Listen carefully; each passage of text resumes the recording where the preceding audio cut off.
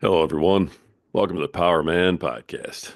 My name's Rory Paquette. You guys all know that, but I am, as always, still and forever your very grateful host. Thank you so much for joining us today. We have a fantastic guest. I think I already have laughed more in our pre-interview than I ever have in a pre-interview before with anybody else. So hopefully, we're going to bring you a very knowledgeable, very entertaining, and valuable episode today with this great guest we have on. I want to thank all of you folks as I do. If you're not out there liking and sharing and subscribing and doing all the things you're doing, sending the DMs, then, if you're not doing what you're doing, I can't sit here and do what I'm doing. So I am eternally grateful for the life that I get to live. And I want you to know that I don't take lightly the responsibility you've given me. You listen to me because you know I'm going to do my part. I'm going to show up and I'm going to bring you guests like what we have today. I promise to keep doing that for you folks. I'm going to keep putting in the work. We're going to keep giving you good quality stuff as long as you keep on listening. So it sounds like a win-win. And I appreciate you folks more than you'll ever know. If you're a friend of the program, and I'll bet you are, you know what time it is. And we got to pay a bill or two. So this guest of ours actually knew some of the lines from my coffee promo. So here we go. You guys all know what we're doing. It's Freedom Hill Coffee. That's right, at Freedom Hill Coffee on Instagram. Deep, dark, rich, bold, beautiful, just like my wife. And he knew that line. Folks, they brew a mean cup of Joe. It's a mean bean. They do a fantastic job. They do all the right things for all the right reasons. They support veterans, which is one of the many reasons why we support them. You guys all know how important veterans are to us here at the Power Man, and they're important to Freedom Hill Coffee as well. So, Freedom Hill Coffee, let me get that sip of my preferred beverage in there. Holy cow. Brand new fresh cup. It's a beautiful day. I need one more of these because this guy came with such energy. I'm not sure if I can keep up with this young buck across the table from me. So, all right, there we go. All right, that's what happens when you get a little long in the tooth and gray around the edges. All right, at Freedom Hill Coffee on Instagram, go check them out, folks. Tell them Power Man sent you. Absolutely, positively, 100%. Here we go. Our guest today, author of the books Going North, Stay the Course, and podcaster extraordinaire with over 900, yes, you heard that right, 900 episodes on his podcast Going North, and Positive Thought Catalyst. Love that title. It's my favorite one out of all of them. Please welcome to the show, Dominique Dom Brightmon. All right, there we go. Dom, how you doing, brother? Man, I'm doing fantastic, Rory, man. Thanks for having me on your show, man. This is freaking great. I love it. I love it. I love the energy you showed up with today, man. I'm not even gonna lie, because you've been. If people are watching the visual, you've got this like sunburst, thing behind you. You're vibrating. I mean, you're resonating, and you showed up just in a fantastic mood, ready to go today. I can't thank you enough just for that. Hey, I'm honored, man, because hey, shoot, this is one more chance to live. Like my friend Clyde Mills likes to say, it's good to be on this side of the grass. On the side of the grass. I love that. Yeah. Oh my gosh, I'm stealing that. I'm stealing that right now. I'm just letting you know. I'm I'm writing this down because I'm using that. Yes, I'm using that. All right. Dom, tell us a little bit about, who you are, what you're about, what brings you here today, brother? Sure thing. Well, for me, I'm just a quiet kid that found his confidence. Just grew up and was blessed to have both my mom and my dad. My dad himself, he was a veteran. I'm glad you're all about veterans. He was actually fought in World War II and the Korean War, decorated soldier. Funny enough, because I didn't even know that until like his later years, because he hid that information. But like veteran, bus driver for 35 years after that. My mom, highly educated, got her master's in psychology, and my first ever public speaking coach, and just raised me on some good values, foundational values, Christian values, and really that stuff really stuck to me because after high school, got into my little setback sandwich year of 2012, where late July that year, that summer, my dad went out for a drive and he got lost. Come to find out, 36 hours later, after some police finding him driving on the wrong side of the road, he was diagnosed with Alzheimer's. Then a month, some change later, my 21st birthday, got into a car accident on my way to an IT security class. And then a couple weeks after that car accident, getting a call from the boss for a meeting because I was screwing up in some areas because I thought I was doing okay with the daytime part-time job that I was holding down for a few years, and comes to find out I wasn't. And that just led me to really realize, you know what? I had some gold beneath my feet because I had a job at the library at the time, and I went to the leadership section of the library, picked up one of John Maxwell's books about leadership, and decided to become a voracious reader where I would set out to read at least 50 plus books a year to really expand my thinking and grow my thinking. And with all of that reading, I was able to actually take some action from that reading. Because the thing is, it's like with reading, especially nonfiction books, it's great to read for entertainment. It's always good to read, period. But you got to do something with what you read if it's nonfiction. And I decided to do that, and I eventually took some of that information from what I've read, became an author, became a leadership trainer with the Maxwell leadership team, started a podcast interviewing authors around the globe, just showing love to fellow writers across the globe, and the positive thought catalyst to help other folks to just think more positive about life today. So that's just a little bit about me and how I got to where I am today. Wow. I mean that's a lot, man. Um, and that was a lot you had to deal with all at once. That Yeah. how do you let me back up just to that just for a minute. How do you get through that? What'd you hang on to that got you through all of that happening all at the same time? It was definitely a desire for change and definitely faith because at the time it's like especially for those who are Christian in the faith, it's like, oh yeah, we're supposed to, at least the one that you're fed is like, hey, like you're supposed to have great days and whatnot, but it's like, nah, there's gonna be some trouble ahead. And reality is like, hey, life is going to keep lifing if you want to live. And I just had to realize, like, hey, my dad's going through this time where it's like, oh, it's like reverse childhood here. It's like, all right, help raise me.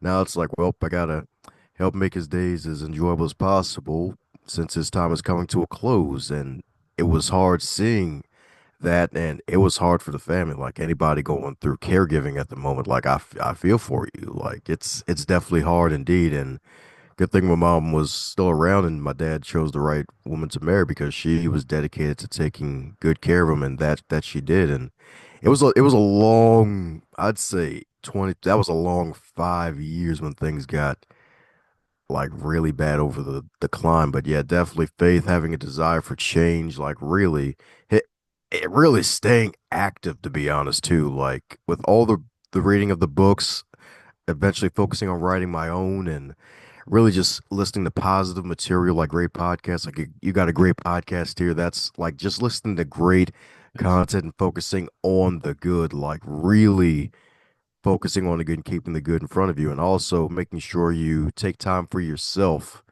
as well, because that's the other thing about caregiving. Like if, especially if you got a family, like thank God for them. Like ask for breaks if you need them, because I had to give my mom multiple breaks where I'd take my dad to doctor's appointments, and we'd go the long winding road and go the scenic route to go a couple of hours long so she could have some more time to herself. It's so long that she would call and be like, "Hey, y'all guys, all right over there? Like we good? I'm just taking a scenic route. You need a break." Right? And she probably did really need that break too. Oh yeah, she did. Yeah. Yeah. Oh man, it's that is so brutal. I've been there. My wife and I've had to do that too. And so I mean I get how tough that is, but as you're going through this, I mean, is this where you learned, hey, I need to be more positive? Were you already on that track, or did that experience going on, did that kind of push you in that direction? I say the seeds were already there. The foundation was there. It was just the proving ground to really make it happen. Because that's the thing. It's like, especially in the late teens, early 20s, you feel like you know everything, you take on the world, and you got these thoughts, and then it's like with that early caregiving journey. Because most times with aging parents, like most folks, that don't happen until they're shoot what 40s, 50s, 60s, maybe. And being in my early 20s, because I was the late baby, I'm the youngest of my family, so just being able to have that on me so early, like I basically had to wisen up quick. Wised up quick. And to be honest, like my mother herself, she was sick back in 2003. Like she had atrial fibrillation in her heart, and she was having heart issues and all these other issues, and going to the hospital multiple times. And she was like, "Hey, make sure you be strong for the family in case it's my time to go." And I'm still blessed to have her alive today because there was times when we thought she would sadly pass away first, and turns out it was my dad catching the Alzheimer's, even though he was relatively healthy for the most part before that even happened. So yeah, it really solidified it. Like the seeds were there. It was just, hey, this is the time to really make sure your information, your knowledge, your philosophy is battle tested.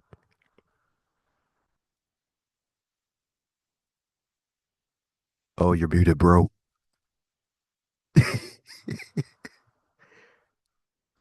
Oh, you're on mute.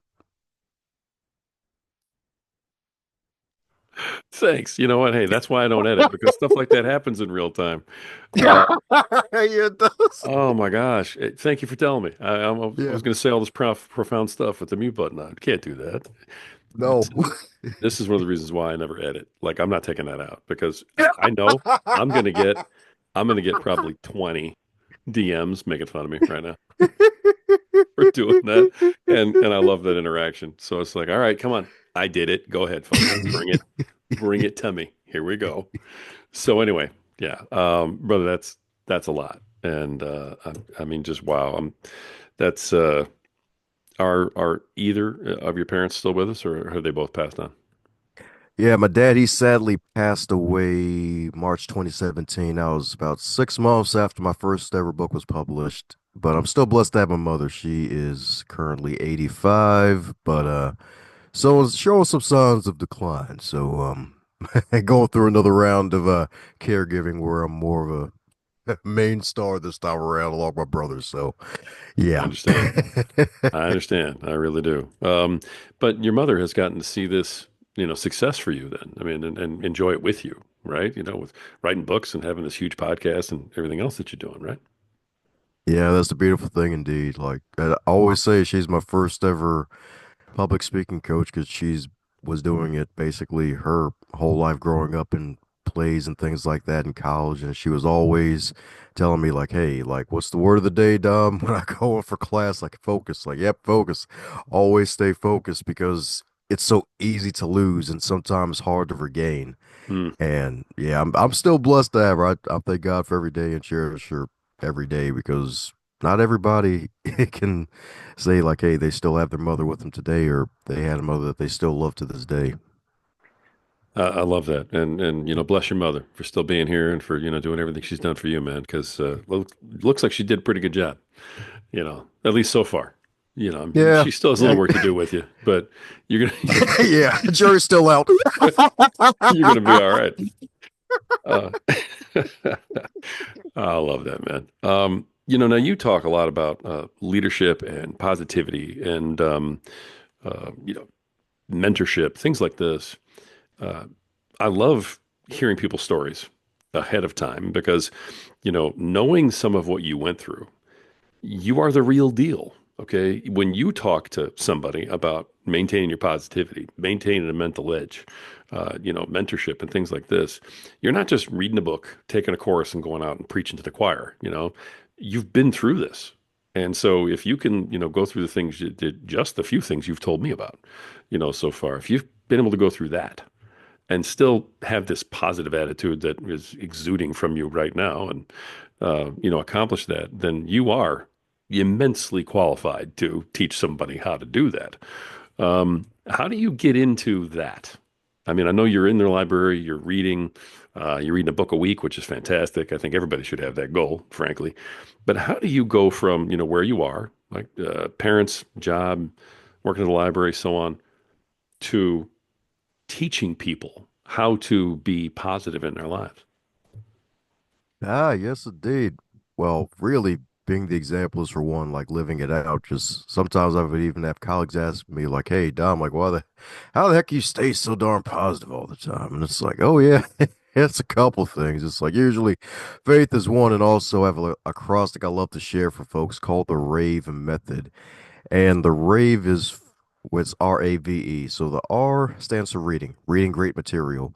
It doesn't have to be a book. Like you can get some great material from blogs and articles and things like that. Because I know attention spans are like lower than goldfish now. Like we've lost the plot with attention spans. Tough battle right there. Yeah.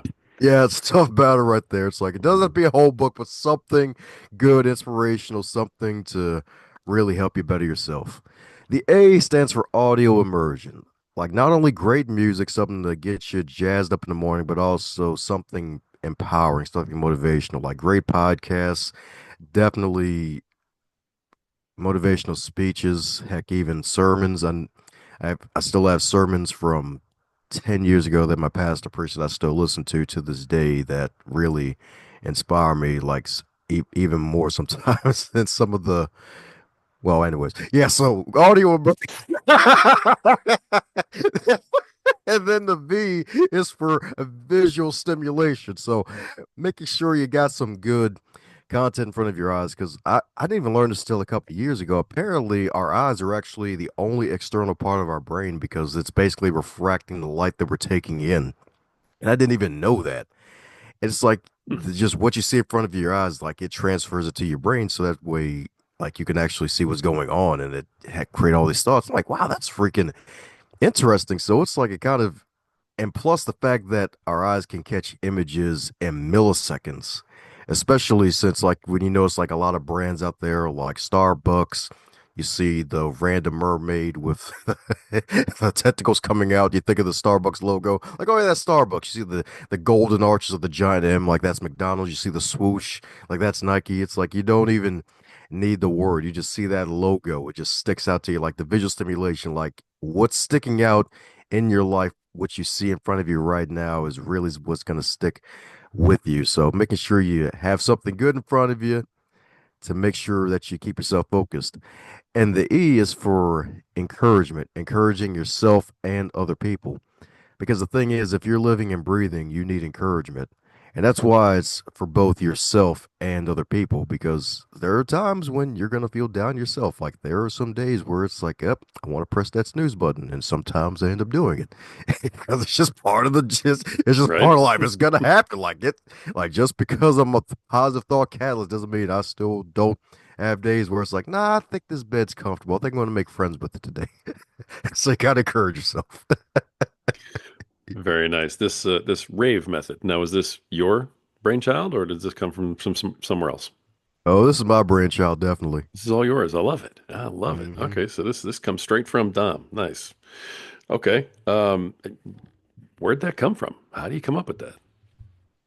Yeah, this was probably, I'd say this is, let's see, it's 2025. So this was 9 years ago. So it's going to be 10 years next year since I wrote my first book, which is crazy to me still. Wow. But it was around August 2016. And this was a couple months away before I had to reach my deadline to publish my first book because my first ever book, Going North, Tips and Techniques to Advance Yourself. I was there to write that book and get it done within a year. And at first, I thought it was kind of crazy that someone would dare me to do that. But when I was like, you know what, let me go ahead and do it. Let me just go ahead and challenge myself to do it. Because the thing about speaking and getting on the speaking circuit is that usually those who speak well at least have a one good book on them. So that way, audiences can take a piece of you in that moment that they enjoyed after the talk is over.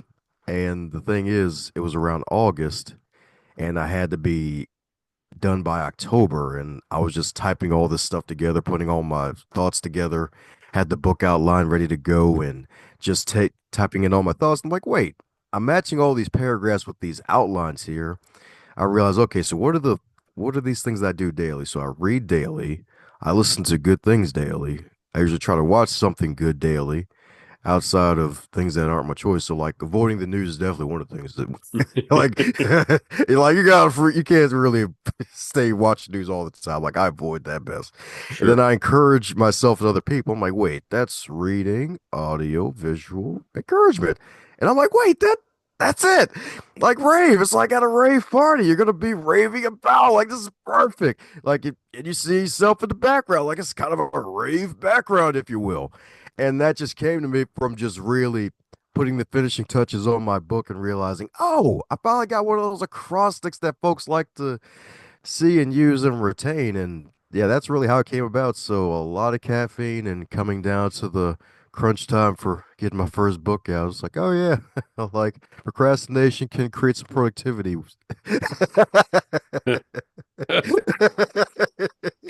So you came up with this rave off what you were already doing. I mean, you just said, "Hey, this is a good life. I'm being successful in what I'm doing. How am I doing it?" And you documented it, and that's how you came up with rave. Yeah. Amazing.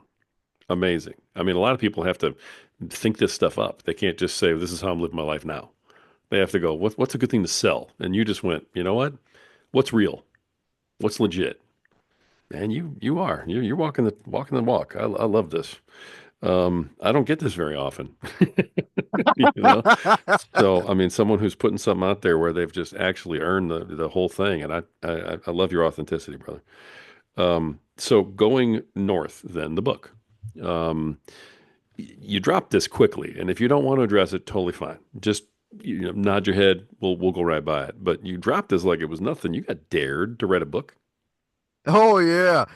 Yeah, this was 2015. Like that was like my year in Toastmasters where I was area director that year and I was handing out these reading lists to people called the 100 books for dynamic living, as opposed to business cards because they get forgotten, thrown in the trash and so on. It's like rare case folks keep business cards, especially and this was pre-COVID too, so Right. there's a higher chance you would actually see a business card compared to today. But Right. one lady I handed the list out to, she looked at the list and looked back at me, was like, "Hey, so where's your name on this list, buddy?" It's like, "Oh yeah, that's me at the bottom. Yeah, contact info, Dom Brightmon 443." She's like, "Oh, that's not what I'm talking about. I'm talking about you as an author of a book." I'm like, shoot. I was like 22 at the time. Like, the hell am I gonna write about? Like, I'm like, because I because I wasn't even thinking that way. I was just reading and trying to get on more stages and build up like my resume and really just try to really just have a better life and really make good of what I had at the moment. I wasn't even thinking about writing a book in my early 20s. I was thinking that was something I would do like maybe late 30s, 40s. And she was like, "Hey, how about a year from today, you write a book and publish it?" And I'm like, are you freaking intense, lady? Like, nah, I'm good. But then she upped the ante over. She was like, "Okay, how about we both write a book in a year? We come back to this conference next year, both published authors." And I'm like, "Wow, that's freaking amazing." And I'm like, "Nah, not gonna do it." Like that's like it's a great offer. Like it's a rare occasion you get talk like that. Like that's the power of being around the right people. It's like folks who are all about growth. And the conversation ended shortly after that, but then I told my friend about it later because he was actually an author himself and he was a jokester. He's a fun-loving guy like me and likes to mess around. So a couple of days after that conversation, when I told him about what happened, we had a Toastmasters meeting where I was practicing one of my talks, and the requirement for that talk was to have a Q&A session. And after the speech was over and the Q&A session begun, first question I get, my fun friend in the back who I told the conversation about from a couple of days ago is like, "Hey, Dom, when you gonna write your book?" And I'm like, shoot. It was the longest awkward moment of silence. It felt like it felt like I was in one of the choir. It was probably the longest, like 10, 15 seconds of my life up to that point. And I just said, you know what? A year from today, I'm going to write my book. And the whole room just erupted like, yeah, go, Dom. You're going to do it. You're going to do it. And then I was like freaking out, man, like, ah, crap. I sat in front of these 30 people in this room, like, I better go and get started on it. So after the meeting was over, got home, wrote 15 pages of raw content that became the last chapter of my first ever book, Going North, and took a break and got back on a schedule to get it done. And eventually, October 2016, I was able to get the goal done of getting the book done within a year. That's awesome. I love that story. All right. So, I mean, within a year is not a bad time frame for writing a book, a legit book. So, congrats on that. And Yeah, I want to hear more about the book, of course, but I think maybe we should tangent over just real quick to let people know. You mentioned Toastmasters. Yes. And, I'm an older guy, so I know what Toastmasters is and the importance of it. But a lot of the younger guys, I know if I asked my sons what it was, they'd have no idea right now. And I think it's a shame. But tell everybody just briefly, what's Toastmasters? What's that about? And what did you get out of it by being in it? Hey, you're so right about Toastmasters. I'm glad you asked this question because Toastmasters is a nonprofit organization that's been around for 100 years now that helps you to become a better leader and a better public speaker. And the only reason I found out about Toastmasters in my 20s was because I was listening to one of Brian Tracy's audiobooks. And I was listening to that one time and I joined because the thing was, a couple years before the book was even published, I was a part of a ministry in my church called the Corporate Development Ministry, where we were looking to help folks to become job ready, like getting job interview skills training, being able to get resumes done, things like that. And we had a list of like 30 programs. Like, all right, there's like only like four of us. So it's like, hey, just pick one program, be the chairperson, spearhead that program, and you got a year to do it. Like, hey, let's at least try to get one big goal, one of these programs out for the year. So, public speaking, that was my wheelhouse at the time and still is to this day, thank God. And I was like, all right, that's what I'm going for. And when I heard about Toastmasters, I went and joined just to network and hopefully find a speaker to run the event. And the event went off with a success because the thing was like I learned about table topics where you basically speak off the cuff for 1 to 2 minutes, and that's probably one of my favorite parts about it. And the thing is, like just that's probably one of the few organizations out there. It's a nonprofit. Like you probably spend maybe $120 a year just for like a low cost, low impact networking environment for introverts and a sandbox for those who want to become better leaders. Like I put so much time in Toastmasters. And to be honest, I probably wouldn't be on this podcast today if it wasn't for Toastmasters because you're in a room with folks who are looking to better their public speaking skills. If you have the time and you have the drive, you can go into leadership positions, become sergeant at arms where you're responsible for setting the room up, or become vice president of education. We jokingly say vice president of everything because you have to schedule the meetings in advance, get people to sign up to speak, and things like that. You can be club president. If you go beyond that, you could be area director, oversee 4 to 6 clubs in a certain area, and there's like a whole bunch of other roles and jobs you can take on. And just taking on those leadership roles there helped me to learn more about myself, learn more about leading other people, and just have that sandbox to really enhance my communication skills. Because the thing was, I grew up in a Black Baptist church, and you can't really sound like TD Jakes every time you get up to speak in environments. Like, can't just like have the Holy Ghost moment happen where you try to get the room to shout. Especially if I'm working in the library, it'd be like, the heck is going on, buddy? Like, not everybody gonna catch the spirit in here, buddy. Like, it helped me to add more humor, conversations, and talks and things like that. And it's just been good to me. So I highly recommend Toastmaster International. So just type in Toastmasters International. I don't get paid for this. This is no paid ad or whatever form. Just check it out. Find a local club in your area. They have a whole bunch of virtual clubs, so you can do it from the comfort of your own home now. But I highly recommend you find an in-person group though, because that's where you're really going to grow and just see what happens when you put in the time and effort. Because I can't thank the organization enough for just that sandbox to be able to grow and develop.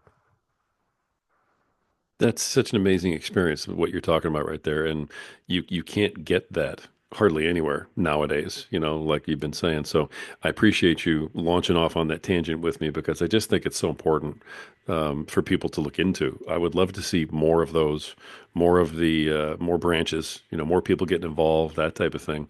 Nowadays, if people want to get into public speaking, they feel like if they just do something online and then put out there, "Hey, I'm a public speaker," then people are going to call them and go, "Oh, come speak at my event." And it's like, no, you still have to be good. Yeah. Yeah. You you know, and people don't get that. Well, but wait, I put on my Instagram that I'm a public speaker. How come I'm not getting jobs? No, really? And Toastmasters is so huge. So I love that that was important to you, and I really appreciate you, going down that tangent with me. The book. Let's go back to that real quick. Going North. Tell everybody, what the book's really about. Like, if I'm reading your book, what journey am I on? Where's it taking me, and how's it helping me out? Definitely. The journey you're going to get in going north is that it's a nice synthesized self-help package for the distracted mind because it's under 100 pages. It's a short read. Because the thing is, when I set out to write the book, I wanted to put in it the things that I was doing already and the things I truly believe in. Because the thing is, like one of the main things that I've learned from one of my major mentors, John Maxwell, is that, hey, if I don't live it or if I don't believe it, I shouldn't teach it. And I applied that with this book. And that's why, well, that's one of the major reasons why it's a short book because, hey, it's based on the things I've done already to develop a positive mindset, to become better at my job and be able to see customer service as just like, nope, it's not just a day job. It's actually a life. I can even drop the story from the book itself, and it's from Magic Johnson in his rookie year in the NBA, where life is customer service. In one of the chapters, it's a story about Magic Johnson where he basically helped out a kid who was crying one day because it was after a game and a kid wanted to get an autograph from one of his fellow players that was a little bit more popular at the time. And Magic just stayed behind and took a picture with the kid and just made him feel good. And lo and behold, after Magic Johnson's career was over, he had to negotiate a deal with someone who was known to be like basically a hard-nosed negotiator at the time for a multi-million-dollar venture. And lo and behold, the thing was one of the major things is that hey, he had to show up on time too. And when he showed up to speak with this gentleman who was the negotiator for that venture, that guy who was in charge of it that he was meeting, the hard-nosed negotiator, was the father of that son of that child that he took a picture with that day and encouraged. So not only did he show up on time that day, he showed up years in advance and got that deal done because life is really about servant leadership, customer service. Like there's a customer born every minute. Like there's folks out there that you never know could be your door tomorrow to where you really want to go. And just that one moment of making a child feel good, making a kid feel good, and him growing up to be a lawyer, and you having to end up talking to the parent of that same child that you thought nothing of that day is really inspiring. So it's really about being a better servant leader, developing a positive mental mindset, and getting promoted in your job. So that's really what it's all about. It's a nice short journey. It's definitely a small book. It's also an audiobook form too. So and it's cheaper than a Reese cup too on Audible. So pick it up. Cheaper than a Reese cup. Okay. I mean, I'm sold. I'm going to pick it up right now. Well, the I love that. And so, Stay the Course. Then that's a follow up. Tell me about Stay the Course. Yes, sir. So that was a follow-up. That book originally was supposed to be published 2 years after going north because since I had that 1 year deadline for it, I was like, man, there's some things in here that didn't get a chance to put in the book after rereading it for like the third time and finding all these typos that kept hiding. And I'm like, oh, like, well, I guess I'll polish it up and get it done. And the thing was is that stay the course, the seven secret keys for sustainable success, like that wonderful book, like that's basically helping folks. It's like, hey, after we going north and you able to apply some of what you read and you're able to advance in your career, advance in your life. It's like, hey, what do I do next? Like I got to keep this thing going here. It's really about focusing on using the keys for elite performance. And the major key that elite performers have is awareness, self-awareness. And it breaks off that giant cloud of awareness all the way down to multiple rays, kind of like out of the sun. And it goes into those seven keys that break off from awareness. So it's really about taking what you have and really sustaining it and keeping it going because that book itself, even though I wasn't able to get it done within 2 years, I was able to get it done in two and a half. Is the fact that like there was some self-doubt going on. Like there, you may hear authors say like, yeah, after write the first book, it's easier after that. It's like, I'm not sure about other ones, but for me, it was in reverse. It was kind of hard because it's like that curse of knowledge, if you will, where it's like if you know too much, you're kind of paralyzed. You got that analysis paralysis. It's like, dang, man, it's like, woo. And then starting a podcast too, talking to other people, it's like, man, it kind of felt a little self-conscious for a little bit. Like, man, should I be even talking about elite performers? And I've been interviewing folks with like bigger followings than me and whatnot, and I was like, shoot, like, but what one of the things that helped me to get over that was the fact that I forgot which gospel it was. It might have even been in Acts in the Bible where Christ mentioned and told Peter that, hey, you will do greater works than me. And we ain't talking about raising the dead, but he did help thousands upon thousands of people come to Christ and start the church and keep it going after Christ returned to heaven. And like with the technology that we have today, like the people that we can reach today, like there's so many opportunities to really make things happen. And there are folks out there who may hear the message from me, even though they may have heard it somewhere else and they may have not gotten it. Sometimes you have to hear things three and four times. Sometimes you have to see things 46 times for it to finally stick. And you may be that 46th time that they've Yeah. seen or heard something where it's like it finally clicks for them. So if there's anyone going through that self-doubt with putting out content, if they're going through that, like, hey, you may be that final time that that person needs to really get over the hump. Oh, I love that. I really do. That's great advice, and it's an awesome story. So I love hearing that. Both books are, of course, out now. Now, did you self-publish these, or did you have a publisher you worked with? Yeah, so I self-published my books, definitely Cool. both of them, because the thing is, I wanted more control, and plus, an average publishing deal, like if you actually secure one, Right. it's usually a 2 year process. I had a year, so I didn't even think about that.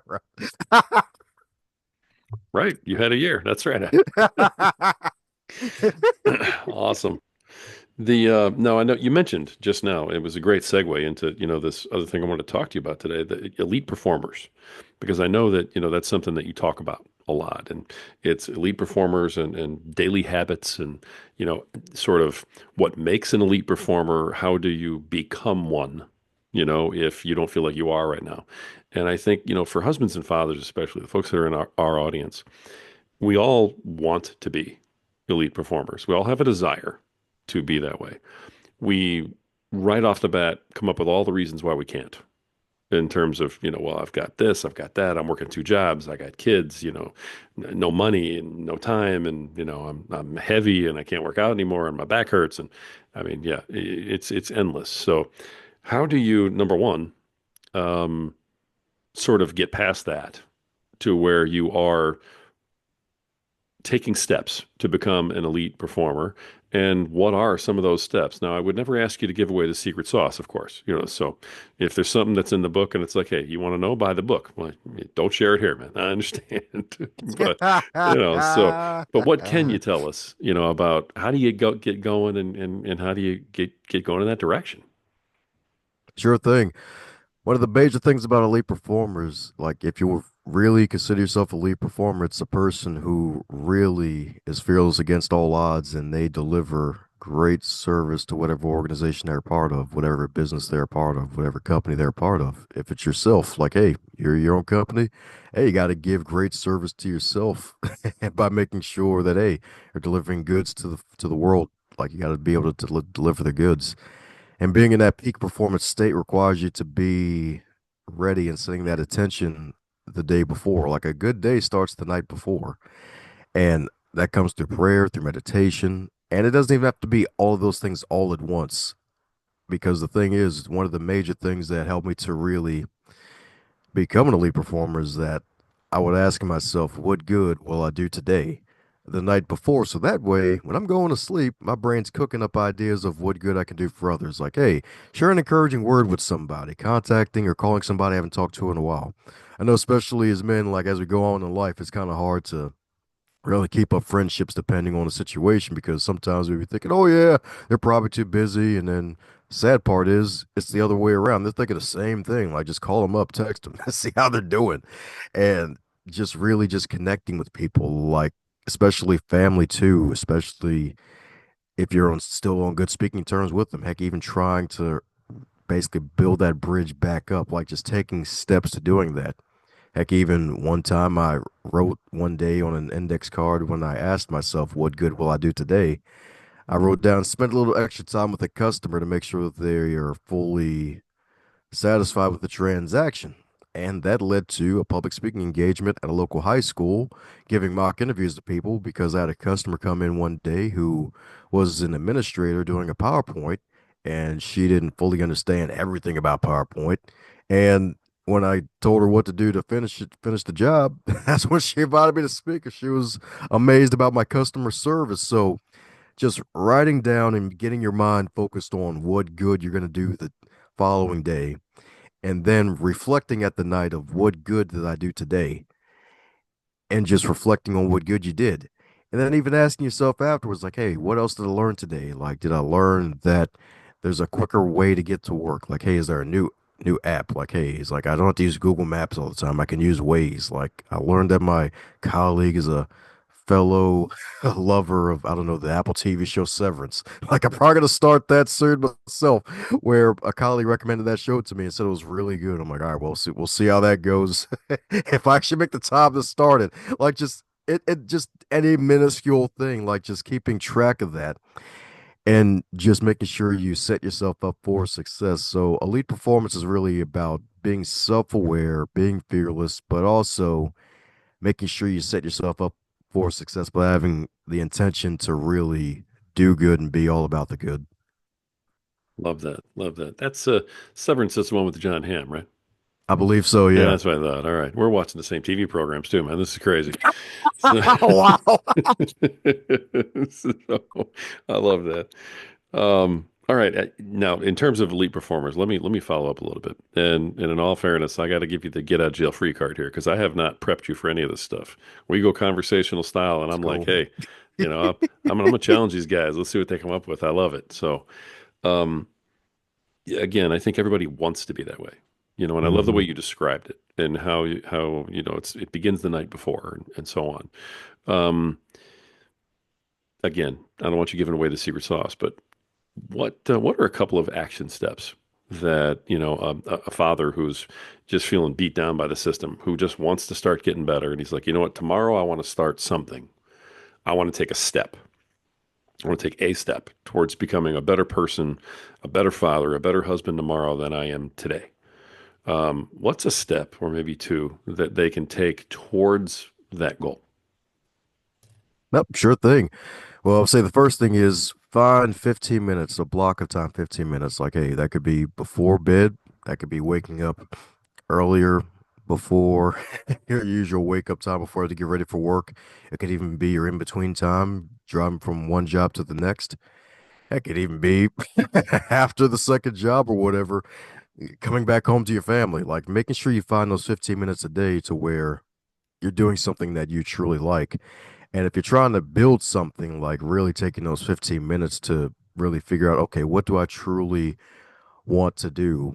And one of my coaches actually taught me this technique. Like, let's say if you wanted to start a podcast, like, hey, you're like a listener of the show, maybe watching Rory in action and enjoying his great caffeine and some of the creatine with the caffeine. And it's like, man, I want to do that too. Shoot, my man's freaking sounding great on the microphone. I want to do that too. Like, okay, start a podcast, let's say by the end of 2025. Like, hey, write 20 different things down and just figure out what are the 20 steps I can do to help make that happen. So have this one goal and then write 20 things down that you can help get that goal done. So maybe listen to some great podcasts that inspire me to start a podcast. Google what steps I should take before starting a show, what equipment I should buy, who I want to reach for my audience, and how long I want to do a podcast. Because the other thing too is the fact that, especially for those who have shows, like it's best to really have a product to push. Like you can still start a hobby based podcast. There's nothing wrong with that. But truth be told, personally, from my perspective, if you don't really have anything to push as a product, it's probably best not to have a podcast because it's got to pay for itself after a while. Because that's the reason why there's so many folks who pod fade after like 10 episodes or whatever. Heck, especially back in 2020, April 2020, which is a hilarious time for folks who had the same idea to start a podcast. Because you couldn't buy a mic at all at the time. They were all sold out. Like everybody was like, "Oh, we're stuck home. I have to do all this stuff. I guess I might as well start a show." So, but yeah, so basically, just write 20 things down and then pick out three that you can do over a 3 week to a 1 to 2 month pace. Like, hey, like look up these different things, like making sure you set aside the time to do it and take those baby steps to really get it done. Because truth be told, like really baby steps when you, especially that discipline, like the compound interest of discipline is amazing when you apply it. Like it's really amazing because the thing is when you got those 20 different items and you get down to number 20, that's a lot of things to do.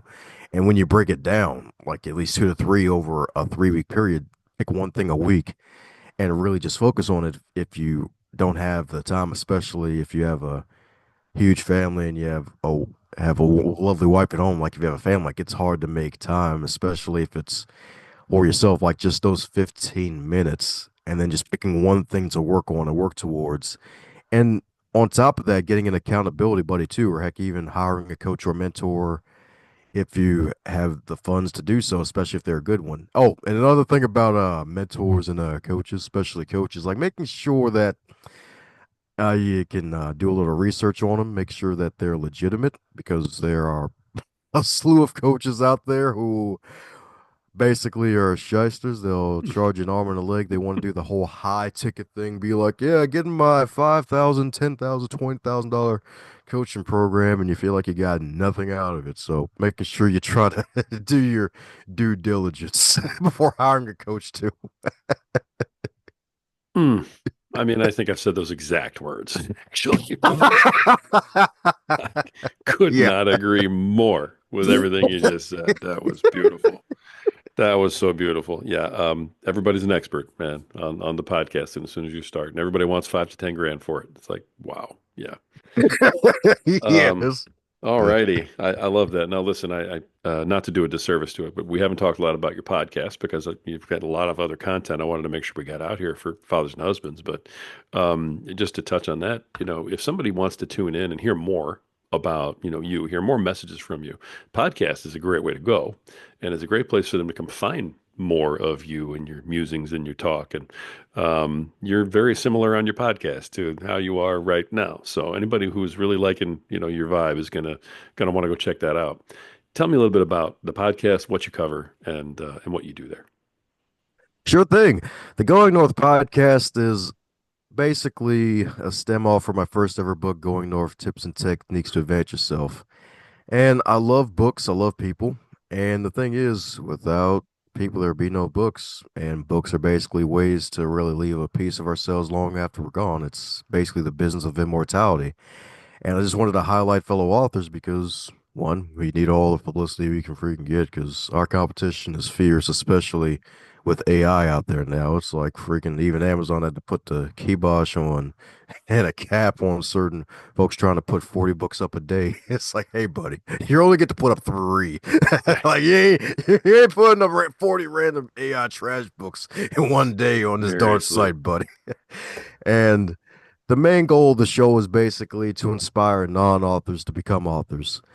Because the youngest guest out on the show, she was 14 years old. She went through a bullying experience at a school. She decided to transmute her pain into power and write a 3 book series that basically channeled her bullying experience into a 3 part novel for kiddos and heck, even adults to enjoy if they so desire, all the way up to a guest who is a 80-year-old psychologist, Dr. Susan Campbell, who wrote a book called From Trigger to Tranquil, really helping folks to really deal with any emotional triggers that they have. So just really just scanning that broad spectrum because the goal is really to interview 1,000 authors across the globe, and I'm pretty much a couple shy of 1,000 at this point, and it's been one heck of a ride. I like to jokingly say podcasting is one hell of a drug. I know you got to explain that one. I mean, I'm pretty sure I know where you're going, but you got to go to other people who are not podcasters. So, what do you mean by that?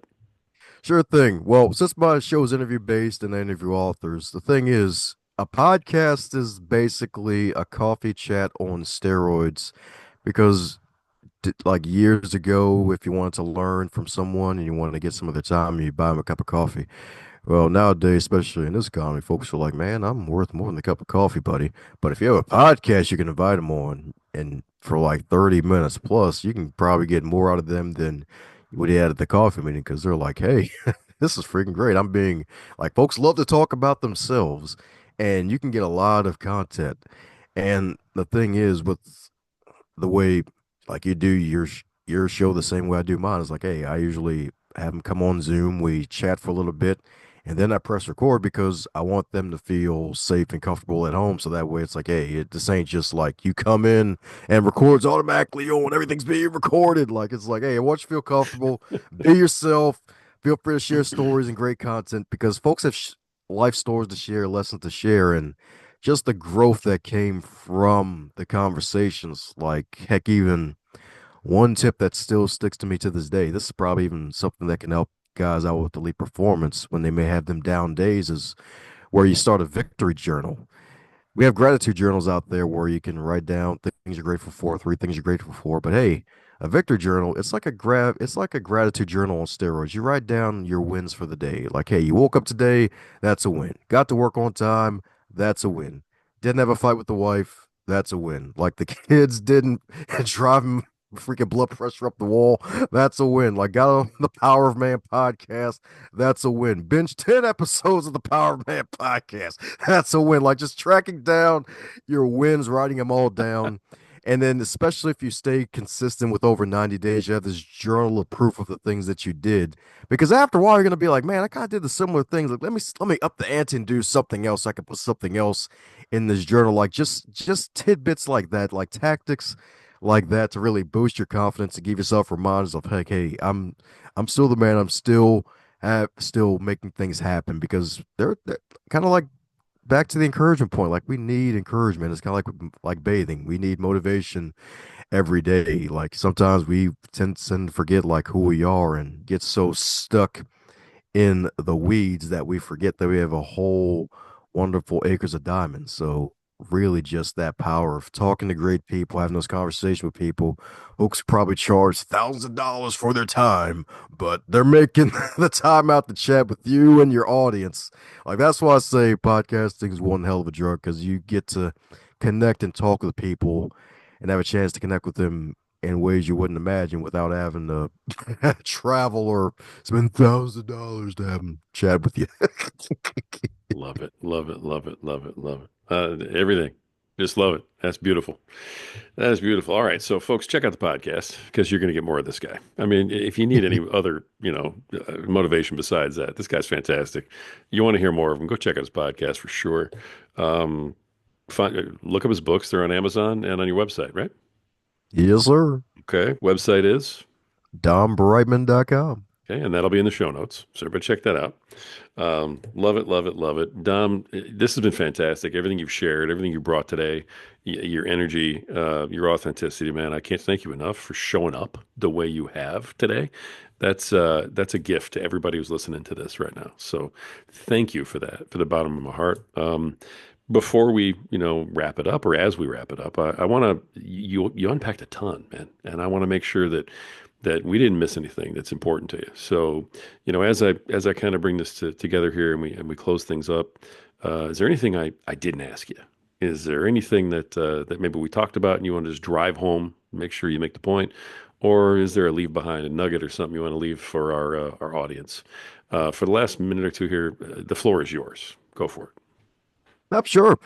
I definitely say support your local library. Because a lot of like with things that happened a few weeks ago with the Institute of Museum and Library Services, there were some libraries in US of A that were struck heavily by that because they got their funding through that. And the thing is, like, your local library wants to be your local office among many other things. Like, in particular, certain libraries, the one that I worked at in particular during COVID, we were basically a community hub. We basically had Wi-Fi hotspots for folks to check out if they couldn't get internet at home. Chromebooks for lending. Like nowadays, we got about 600 that we loan out, and there's still hold lists for them in the hundreds because folks just want to really have a computer for the class and things like that, and they can't afford it. All the way to being a drop-off point for like free school lunches, because during the pandemic, like some kids would lose that meal opportunity because sometimes there would be some families out there where the kid going to school, that would be their only meal. So being a place where folks can get that meal. So basically, like support your local library definitely these days because there's some out there, especially the more modern ones. Like, hey, if they're giving you the opportunity to have that technology to really get your work done, search for a job, heck, maybe even veg out on social media and play some games online or something like that. So those open spaces where you can just bring your laptop, get some work done away from the distractions at home or wherever else. Like, hey, just support your local library. Love that. Had no idea that was coming, man. That's great. That is absolutely great. Folks, I mean, is there a better cause out there right now? I mean, come on. How cool is that? I mean, especially for folks who are a little bit older who, we've been to the library. We grew up with that. That's amazing. I love that you came out and you pitched that, man. Thank you for that. One more time, Dom, thank you for coming on. Your book, Going North, your book, Stay the Course, your podcast, Going North, author, Positive Thought Catalyst, Dominique Dom Brightmon. Sir, thank you for being on the show today. You're amazing. Hey, thanks, Roy, man. Thanks for the invite, man. That means something's working. There you go. There you go. Brass tacks right there.